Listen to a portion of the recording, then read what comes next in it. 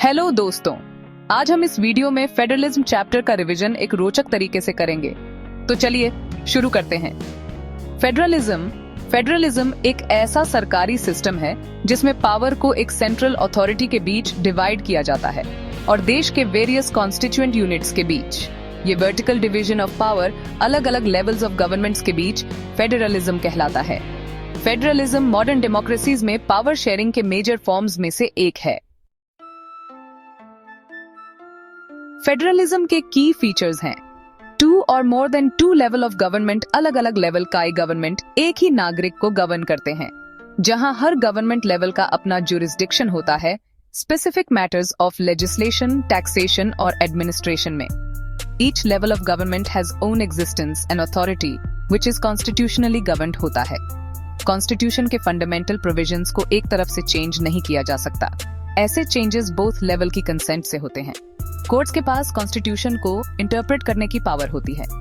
If different level of government के बीच कोई dispute होता है तो हाईएस्ट कोर्ट अंपायर का रोल निभाता है। हर लेवल ऑफ गवर्नमेंट के रेवेन्यू सोर्सेज स्पेसिफाइड होते हैं ताकि उनकी फाइनेंशियल ऑटोनॉमी इंश्योर हो सके। फेडरल सिस्टम का ड्यूअल ऑब्जेक्टिव होता है देश की यूनिटी को सेफगार्ड और प्रमोट करना और रीजनल डाइवर्सिटी को अकोमोडेट करना। यूनियन टेरिटोरीज, कुछ units of the Indian union जो इतने छोटे हैं कि इंडिपेंडेंट स्टेट नहीं बन सकते और जो एग्जिस्टिंग स्टेट्स के साथ मर्ज नहीं हो सकते, उन्हें यूनियन टेरिटोरीज कहा जाता है। इन्हें सेंट्रली एडमिनिस्टर्ड टेरिटोरीज भी कहा जाता है, जैसे चंडीगढ़, लक्षद्वीप। कोalition गवर्नमेंट एक सरकार जो कम से कम 2 पॉलिटिकल पार्टीज के मिलने से बनती है।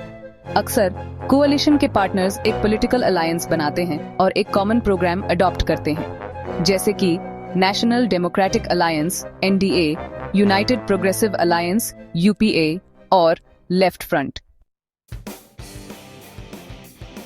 इंडिया एक फेडरल कंट्री है।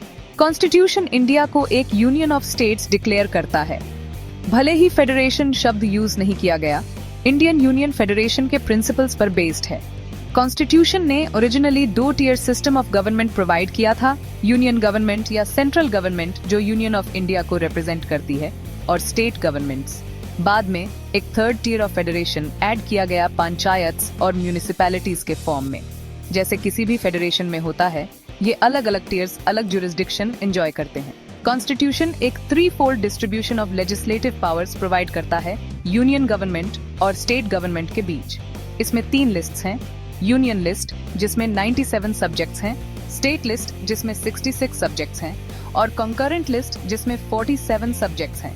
क्योंकि इंडिया एक होल्डिंग टुगेदर फेडरेशन का एग्जाम्पल है जहां सेंट्रल गवर्नमेंट स्टेट्स के मुकाबले ज्यादा पावरफुल है, कुछ स्टेट्स स्पेशल स्टेटस एंजॉय करते हैं, जैसे जम्मू एंड कश्मीर का अपना कॉन्स्टिट्यूशन है। अलग अलग तरह के फेडरेशंस होते हैं। कमिंग टुगेदर फेडरेशंस में इंडिपेंडेंट स्टेट्स अपनी मर्जी से मिलकर एक बड़ा यूनिट बनाते हैं। अपनी सॉवरेंटी को पूल करके और अपनी आइडेंटिटी को रिटेन करके वो अपनी सिक्योरिटी बढ़ा सकते हैं। कमिंग टुगेदर फेडरेशंस के एग्जाम्पल्स हैं USA, स्विट्जरलैंड और ऑस्ट्रेलिया। होल्डिंग टुगेदर फेडरेशंस में एक बड़ा देश अपनी पावर को कंस्टिट्यूएंट स्टेट्स और नेशनल गवर्नमेंट के बीच डिवाइड करता है। सेंट्रल गवर्नमेंट्स ज्यादा पावरफुल होती हैं स्टेट्स के मुकाबले। अक्सर फेडरेशन के अलग अलग कंस्टिट्यूएंट यूनिट्स के पास अनइक्वल पावर्स होती हैं।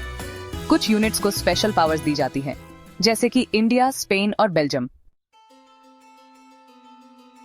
यूनियन गवर्नमेंट और स्टेट गवर्नमेंट्स के बीच पावर शेयरिंग कॉन्स्टिट्यूशन के स्ट्रक्चर का बेसिक पार्ट है। पार्लियामेंट अपने आप इस अरेंजमेंट को चेंज नहीं कर सकती।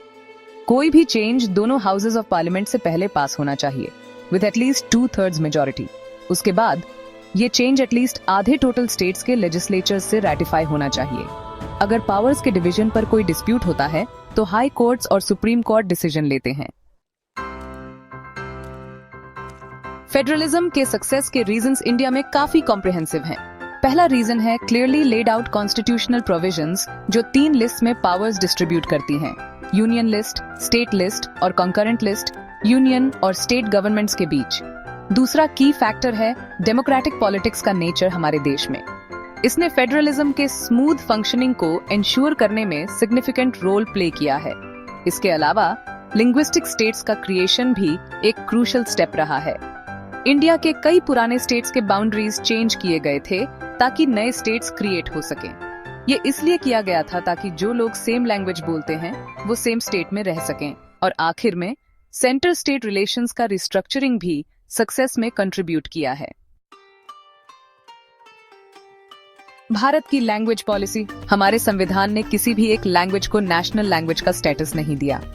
लिंग्विस्टिक स्टेट्स का फॉर्मेशन देश को यूनाइट किया और एडमिनिस्ट्रेशन को इजी बनाया। हमारे देश के लीडर्स ने हिंदी का यूज स्प्रेड करने में बहुत कॉशियस एटीट्यूड अडॉप्ट किया। हिंदी को ऑफिशियल लैंग्वेज आइडेंटिफाई किया गया।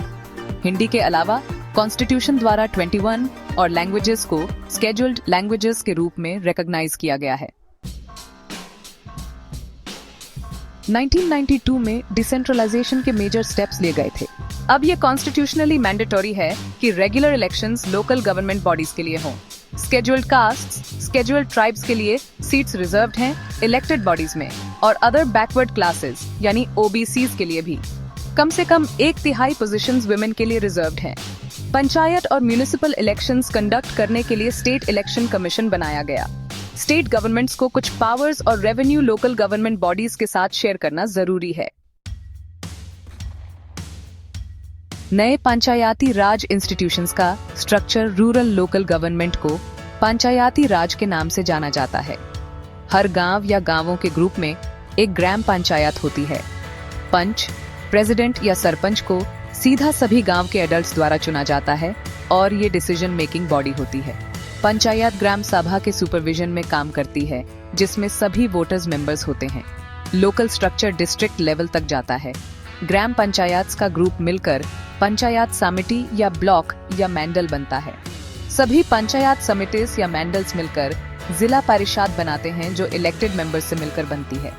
लोकसभा मेंबर्स, लोकल एमएलएज और ऑफिसर्स भी जिला परिषद के मेंबर्स होते हैं। इसका चेयरपर्सन परिषद का पॉलिटिकल हेड होता है। Urban areas, local bodies.